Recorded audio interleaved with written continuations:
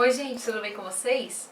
Chegou finalmente o dia em que vamos falar sobre O Deserto dos Tártaros de Dino Buzzati.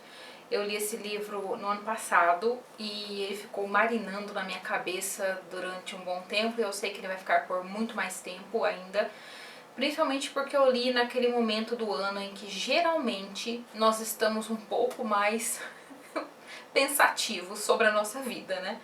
E eu li bem no finalzinho do ano, esse livro entrou para os meus favoritos do ano passado. Em todo caso, nós vamos falar sobre esse livro e é um tanto quanto difícil falar sobre esse livro. Não porque ele seja intrincado ou tenha uma narrativa extremamente complexa, não é nada disso. É porque ele desperta uma série de questões na gente e é muito particular para cada pessoa que lê. Assim como qualquer outro livro, mas esse daqui vai tratar de um tema que provavelmente é um daqueles que a maioria dos seres humanos já se pegou pensando o que diabos eu estou fazendo com a minha vida. Né? Então, esse livro vai falar exatamente sobre isso, vai falar sobre o tempo e sobre como a gente acaba se emaranhando numa série de outras coisas e a gente acaba deixando a vida passar.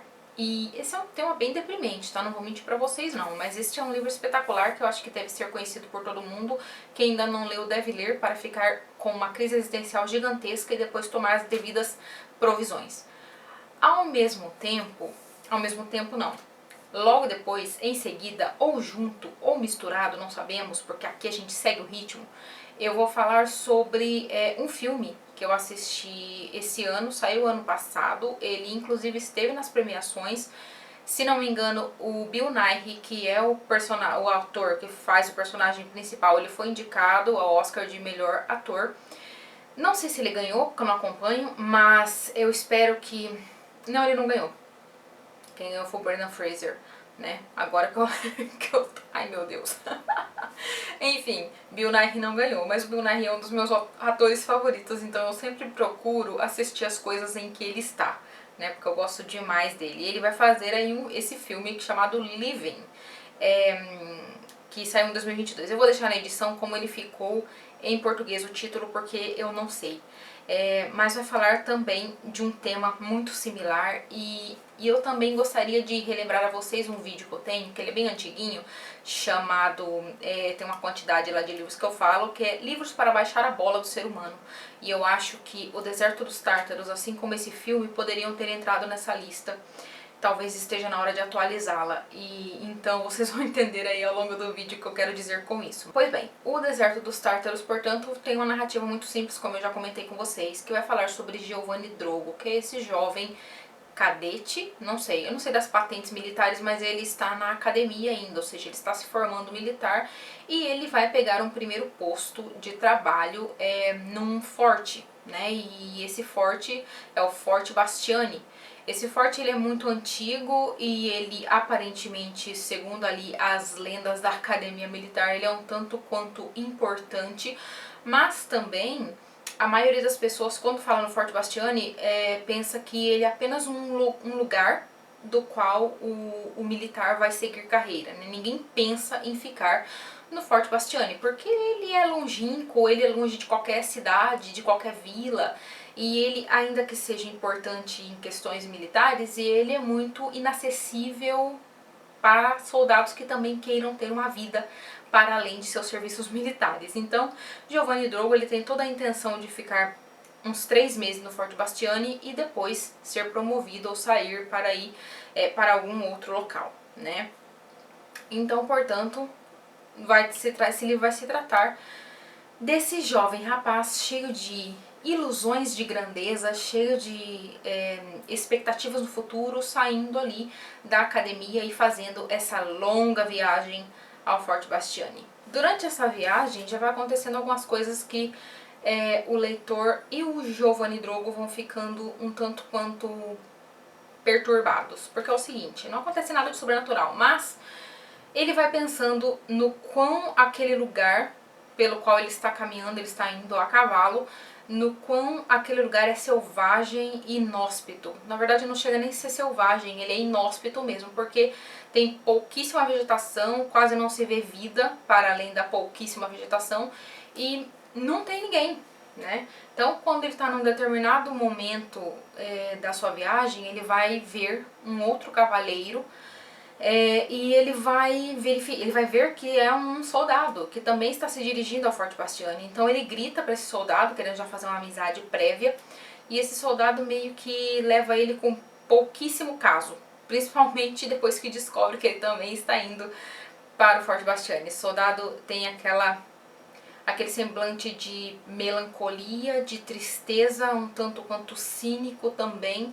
E o Drogo vai ficar perturbado com isso, né? Porque ele acha que é uma grande honra ser um militar. Ou seja, ele é um jovem cheio de ilusões. O personagem do Nada de Novo no Front teria muito a dizer para o Drogo, né? Ele vai nessa viagem cheio de grandes ilusões acerca da vida militar, de como ele quer ser um grande homem, uma grande figura, como ele quer fazer grandes coisas, e ele sabe, né, ele tem essa certeza dentro dele de que em algum momento de sua vida ele terá esse grande momento, né? Então ele só está esperando, ele só precisa chegar no forte, cumprir ali o seu período de ficar ali, né, uns 3 mesinhos, e depois ele sabe que ele será realocado para um outro lugar, onde ele vai poder ali colocar os seus serviços magníficos a serviço dos governantes, sei lá. Ele não pensa muito em governante, ele está pensando mesmo em se provar ali por meio de seus feitos militares. E esse livro vai, a partir do momento em que o Drogo chega no Forte Bastiani, ele vai ver que ali é tudo muito moroso, né? Ali é um lugar que ainda que de longe ele pareça grandioso, quando ele chega, ele verifica que esse lugar está em ruínas.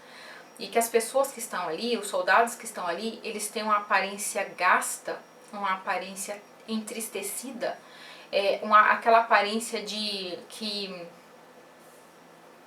não tem nada mais na vida, sabe? Que eu posso dizer assim.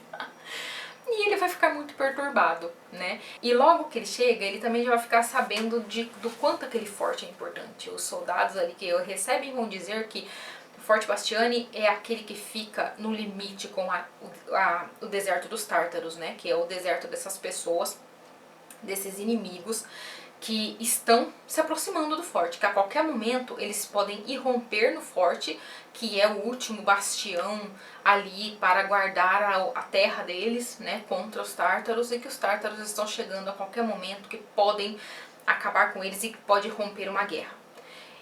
Essa guerra, esses tártaros estão sendo esperados há muito tempo, tipo há mais de 40 anos, e nunca aparece. E ainda assim, todos aqueles homens parecem que, ainda que eles sejam tanto quanto pessimistas a respeito da chegada desses tártaros, parece que eles estão apenas esperando por esse momento. Então o Drogo ele fica com o firme propósito de cair fora dali, porque ele sabe que ali não vai ter muita ação.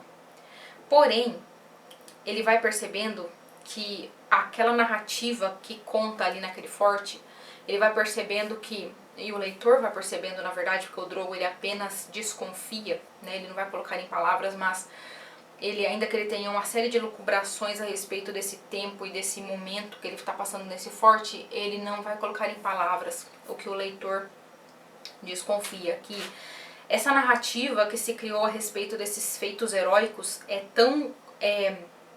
é tão atraente, ela é tão incrível e ela proporciona tantos sonhos de grandeza que essas pessoas, esses homens que estão nesse forte, eles acabam ficando ali. Mesmo que eles tenham decidido que chegariam nesse forte e ficariam apenas por, sei lá, 3 meses, igual o Drogo, eles continuam ficando ali, porque a narrativa envolve eles, esses sonhos envolvem eles, né?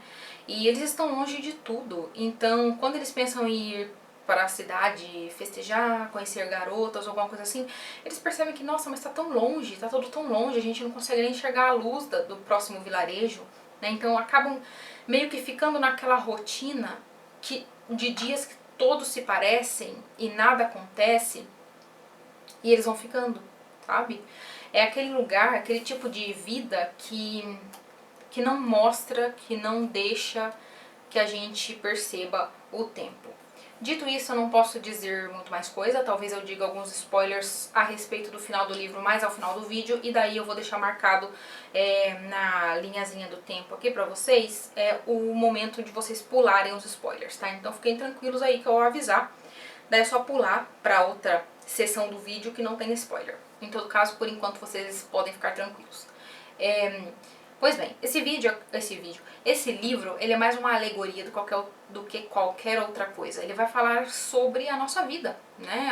Por meio da narrativa do Drogo, ali no forte, esperando eternamente esperando esse grande acontecimento que nunca chega, vai falar, na verdade, uma alegoria para a vida que a gente leva, para como a gente encara a nossa vida, como a gente está sempre esperando alguma coisa grandiosa, como a gente está sempre esperando que alguma coisa, às vezes não precisa nem ser grandiosa, que ela aconteça, né? E isso faz com que a gente entre nesse marasmo e acabe não percebendo que os dias vão se passando e que existe apenas um grande acontecimento que é certo para todos nós, que é a morte, né? Todos nós vamos morrer um dia, isso é a única coisa certa que a gente tem na vida. Esse é o único grande acontecimento que a gente sabe que a gente vai viver, e ele a cada dia vai chegando mais perto, e a gente de alguma forma não foca muito nisso. Também por uma medida de talvez preservação do nosso psicológico, né? A gente não acabe não focando muito nessa questão, mas a nossa mortalidade, ela está aí, e todos os dias ela vai dar um toque de que ela está aí e de que os dias estão ficando cada vez mais curtos. Dito isso, eu vou passar para o filme Living. Eu vou pegar aqui o nome do diretor e as informações, mas eu vou deixar todas as informações sobre esse filme aí no box de informações, caso vocês queiram assistir, tá? Esse filme, o diretor é o Oliver Hermanus, e ele foi lançado em 4 de novembro de 2022 no Reino Unido. Ele tem o roteiro de Kazuo Ishiguro, e ele é uma espécie de versão britânica de um filme do Kurosawa, né, que é esse diretor gigantesco japonês, né, esse grande nome do cinema japonês. E ele fez esse filme na década de 50, né, esse primeiro filme, o Fome de Viver, se não me engano. Eu nunca assisti o do Kurosawa, mas pretendo. E esse Living é, portanto, de 2022, né. E vai falar sobre o Mr. Williams, que aqui nesse filme ele é interpretado pelo magnífico Bill Nighy. Vou deixar uma fotinha dele aí porque vocês devem conhecer. Ele tem uma forma de atuar que me encanta muito. E eu vou dizer aqui as minhas percepções sobre o filme, sobre o Bill Nighy, e que provavelmente, talvez, algum entendido de cinema fale: minha filha, isso não tem nada a ver com o que você tá falando. Mas é minha percepção, né? Então, estejam livres aí para discordar de mim, não tem problema nenhum. Em um primeiro momento, o Living, não sei, peraí, eu vou ver agora se é Fome de Viver que ficou também nessa nova versão. Talvez seja, né? Ficou apenas Viver em português, né, o PTBR, então, esse de 2022 no caso. E aqui, em um primeiro momento, talvez esse filme vocês pensem: nossa, mas não tem nada a ver com o Deserto dos Tártaros, e eu vou discordar educadamente de vocês, porque eu acho que tem tudo a ver. Só que esse filme também ele vai um pouco além. Ele vai mostrar também o quanto os seres humanos são ridículos. E é por isso que eu disse que talvez esse filme e esse livro eles mereçam estar numa próxima edição, num próximo volume daquele meu vídeo sobre livros e filmes para baixar a bola do ser humano. Porque aqui em Living, né, em Viver, o filme vai falar sobre o Mr. Williams, que é esse homem idoso que trabalha em um serviço burocrático para o governo londrino. Por que eu estou dizendo um serviço burocrático? Porque não fica claro o que esse homem faz. A gente sabe que ele tem uma série de colegas muito elegantes, todos andam de terno e gravata e chapéuzinhos pelo meio da Londres pós-Segunda Guerra Mundial. Então nós estamos ali na década de 50, provavelmente. E nós temos ali ainda alguns vestígios dos bombardeios da Segunda Guerra, né, no caso, dos bombardeios. E tem alguns escombros por essa cidade, porém tá nesse processo aí de reconstrução. Em todo caso, Mr. Williams vai fazer esse serviço burocrático que que a gente não sabe o que é. Ele tá lidando com papel o tempo inteiro, ele tá arquivando coisas, ele tá sempre pegando papéis e mandando que alguém entregue papéis e levando papéis de um lugar para o outro. E sabe aquele serviço que parece não ter nenhum sentido e não tem mesmo? Então é isso que eu tô dizendo com essa questão aí de baixar a bola do ser humano, porque a gente, por esse filme, o ser humano ele inventa tantos rituais para dar sentido à própria existência, para dar sentido ao que ele faz todos os dias e ao porquê de ele acordar todos os dias e se mover todos os dias. Então, o Mr. Williams é esse homem que faz esse serviço que não tem, sabe? Ele não tem, aparentemente ele não tem, a gente não consegue discernir o motivo de eles estarem fazendo o que eles estão fazendo. A gente vai meio que ver esse filme pelo ponto de vista de um jovem rapaz. Ele é solteiro e ele acaba de entrar ali no gabinete do Mr. Williams, ou seja, ele vai trabalhar ali com aquela galera, ele vai ficar ali aprendendo, não sabemos o que, e ele vai trabalhar ali com aqueles homens mexendo com papéis. Basicamente é isso. E daí a gente vê esse cara vendo essa coisa, essa insanidade do dia a dia, e a gente vai ver, mas o que está acontecendo? Ao mesmo tempo em que nós vamos ver esse rapaz também se adaptando a esse ambiente. Porque existe um poder muito grande nas nossas rotinas, vocês não concordam? A gente às vezes faz uma série de serviços, uma série de trabalhos, uma série de coisas que, se você for pensar de verdade, não faz sentido nenhum, não é mesmo? Principalmente se a gente pensar que a nossa vida é tão curta, sabe? E aqui vai, por meio esse serviço burocrático, vai ficar muito claro isso, porque existe esse grande formigueiro que é Londres, e todo mundo correndo, todo mundo muito apressado, todo mundo vestido com seus casacões e seus chapeuzinhos e suas bengalas, e todo mundo olhando para baixo e louco para entrar nos lugares, olhando seus relógios, e ninguém sabe o que a própria pessoa não sabe o que ela faz, o que ela tá fazendo. E o absurdo da vida do Mr. Williams vai ficar muito evidente para ele quando ele vai ao médico e ele descobre que ele tem poucos meses de vida, ele está com uma doença terminal. Mr. Williams, ele é muito regrado, ele trabalha no seu horário corretíssimo, ele pega o bonde exatamente no mesmo horário todos os dias, ele chega, ele senta em seu escritório exatamente no mesmo horário e se levanta e vai embora exatamente no mesmo horário. Ou seja, todas as quintas-feiras ele também tem o ritualzinho dele lá, que é ir ao cinema. Então ele vai ao cinema e isso é uma espécie de encontro religioso, porque ele nunca perde.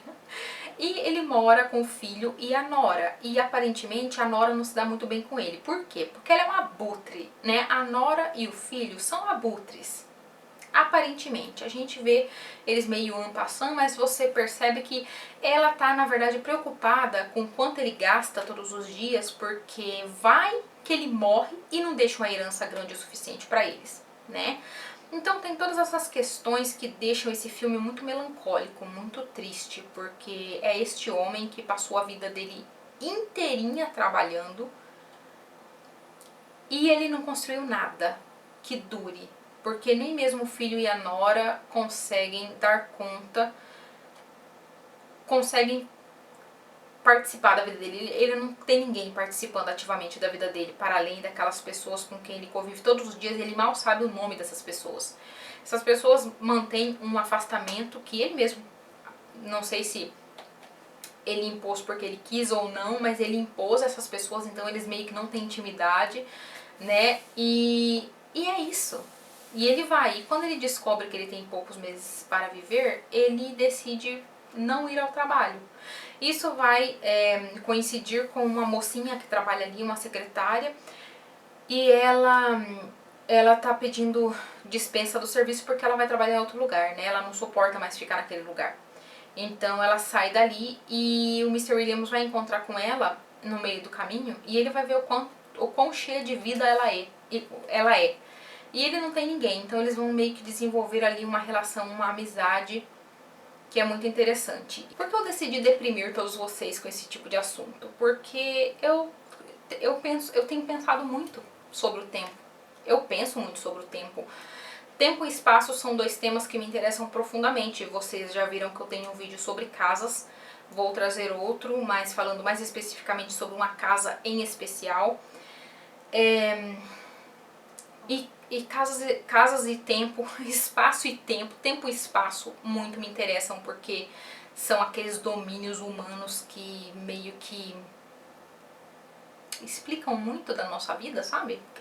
São conceitos interessantes que a gente criou aí pra problematizar, explicar coisas estranhas que acontecem com a gente. Então é uma coisa que muito me atrai. Eu fiz um mestrado, inclusive, sobre tempo e espaço.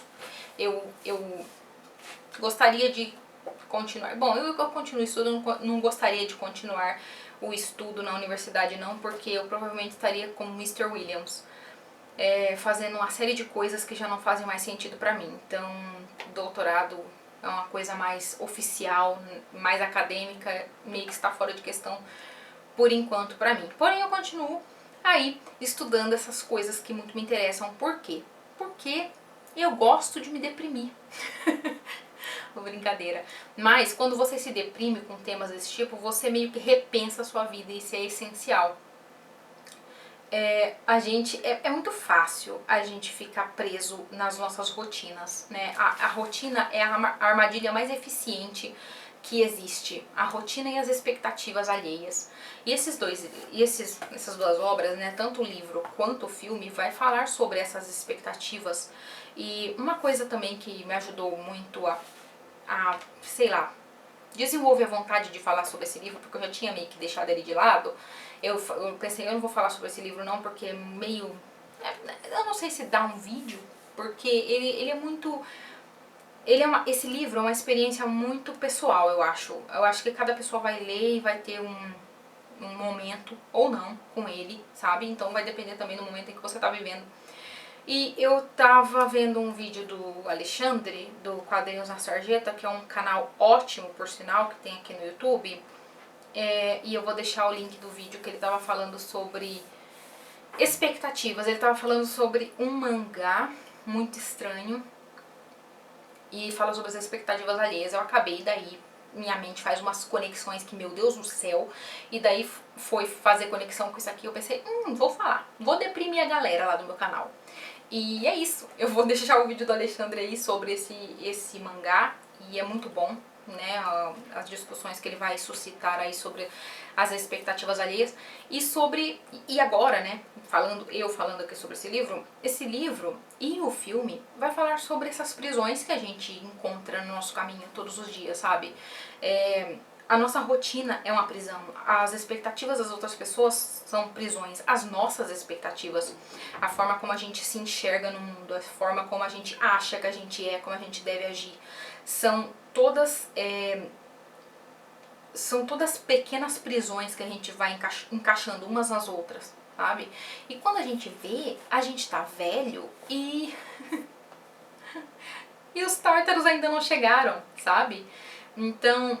esse livro, gente, eu acho que ele é um baita de um livraço pra deprimir, mas também pra colocar em movimento, sabe? Às vezes a gente tem uns projetos na vida, às vezes a gente tem vontade de fazer uma determinada coisa e você acaba não fazendo porque você pensa, nossa, mas o que será que vão pensar sobre isso? Nossa, mas eu que fiz tal coisa, estou fazendo essa outra coisa agora. Né? O que será que eu vou pensar? Será que eu vou gostar? Sabe esse tipo de questão que vai te tolhendo e vai te deixando imobilizada? E ok, vou parar agora, porque isso aqui daqui a pouco tá aparecendo um vídeo de coach. E eu juro pra vocês que não é, tá? Então, eu vou fazer um spoilerzinho agora do livro e do filme. Então, se vocês não quiserem ver esses spoilers, vocês pulem pra outra sessão do vídeo, tá? Pois bem, spoiler, aviso. O Giovanni Drogo vai ficar nesse Forte Bastiani a vida dele inteira. Por quê? Porque todo ano ele pensa, ano que vem eu saio daqui. Ano que vem, se os tártaros não chegarem, eu vou embora. Só que quando chega o momento da partida dele, ele pensa, mas já pensou se eu for embora agora e os tártaros chegarem amanhã? O quão decepcionado eu não vou ficar de perder essa grande oportunidade de me provar? Gente, esse livro chega a me arrepiar quando eu falo dele, porque a gente faz isso todo dia, sabe? Tipo, é tipo a pessoa, o indivíduo, o ser humano que tá num relacionamento de merda e pensa, ai, mas amanhã vai ser melhor. Esse ser humano de merda amanhã vai ver a luz e vai melhorar. E daí a gente vai ser feliz. E daí vai passando anos e anos e anos e a pessoa presa num relacionamento de merda. Ou então a pessoa tá no emprego e ela pensa, amanhã eu vou receber. Porque não é possível, tem aí uma vaga que vai abrir uma vaga nova nessa empresa e eu vou conseguir uma promoção, sabe? E essa promoção nunca chega. E daí a pessoa vai passando a vida dela inteira num serviço que ela detesta e a promoção nunca chega. Sabe, só pra trazer pra nossa realidade, a realidade do Drogo, porque como eu disse pra vocês, isso aqui é uma alegoria poderosa da nossa vida. E é desesperador, porque o Drogo vai envelhecendo e quando ele percebe, ele já não consegue subir as escadas com agilidade suficiente, ele já tá velho, a perna dele tá encarquilhada, ele já tá com problema nas juntas. E daí um dia chega um novo cara com um novo pelotão que eles vão substituir o Drogo e a sua galera ali. E o Drogo vai precisar se aposentar.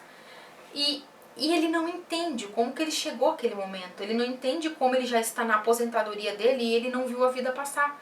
Por quê? Porque todos os dias no Forte Bastiani é o mesmo dia. Porque nada acontece no Forte Bastiani. E eles têm todos aqueles rituais militares. Então, eles cantam o hino 7 horas da manhã. Eles marcham, sei lá que horas. Aquelas tolice militar que existe, né? E aqui é uma forma de mostrar o quanto o ser humano é ridículo. O quanto a gente tem um monte de ritual que não faz sentido, sabe? E o Giovanni Drogo, ele vê esse ridículo no começo, mas depois ele deixa de prestar atenção, sabe? Ele tá sempre esperando que essa coisa grandiosa aconteça. E não acontece. No dia em que ele é obrigado a se aposentar, ele já tá na carroça, eles veem os tártaros se aproximando.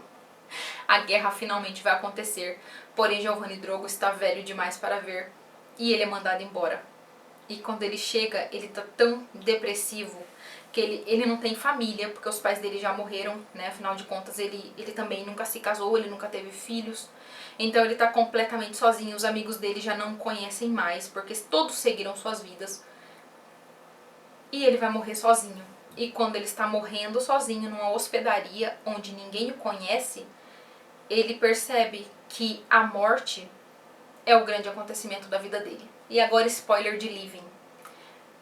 O Mr. Williams, ele faltando uns 20 minutos mais ou menos para o filme acabar, ele vai morrer. Só que antes disso, quando ele percebe, quando ele descobre que ele vai morrer, ele tenta viver a vida dele. Então ele desaparece. Os abutres que são o filho e a nora ficam perturbados, porque, meu Deus, esse homem está gastando nosso dinheiro. E todo mundo fica meio perturbado, porque ele desapareceu. E até a mocinha lá com quem ele fez essa amizade, depois de um momento em que ela fica, o que o senhor está querendo comigo? Nós temos uma diferença de idade muito grande. E ele vai falar pra ela com aquele jeitinho Bill Nighy de ser, que... Desculpa, gente, eu tô falando Bill Nighy porque pra mim esse filme é um filme dele.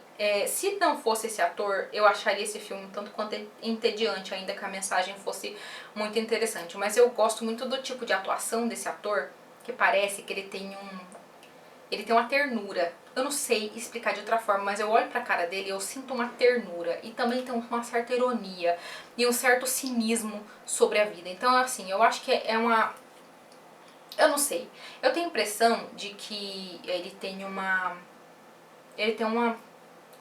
atuação muito complexa. Eu gosto bastante. E assim, para de dizer que eu tô assim, vozes da minha cabeça, tem um crítico aqui, que é um professor também de cinema do YouTube, que eu gosto bastante, que é o Dalen Nogari. E ele faz umas críticas incríveis sobre filmes. E ele fez uma sobre esse filme. Eu vou deixar aí também linkada aí no bloco de informações para vocês conhecerem o canal dele, se vocês não conhecem, e checar lá a opinião dele sobre esse filme, que talvez vocês gostem bastante.